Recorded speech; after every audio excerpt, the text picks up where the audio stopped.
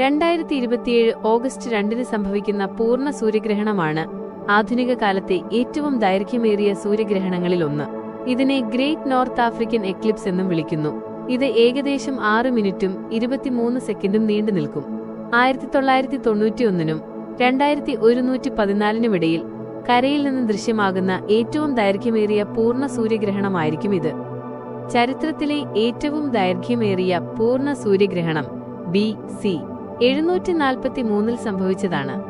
അന്ന് 7 മിനിറ്റും 28 സെക്കൻഡും ഭൂമിയിൽ ഇരുട്ട് നിലനിന്നിരുന്നു. 2027 ഈ സൂര്യഗ്രഹണം Libya, Egypt, Morocco, Algeria, Tunisia, Sudan, Saudi Arabia, Yemen, Somalia തുടങ്ങിയ രാജ്യങ്ങളിൽ ദൃശ്യമാകും. ഇന്ത്യയിൽ ഇത് കാണാൻ സാധിക്കില്ല.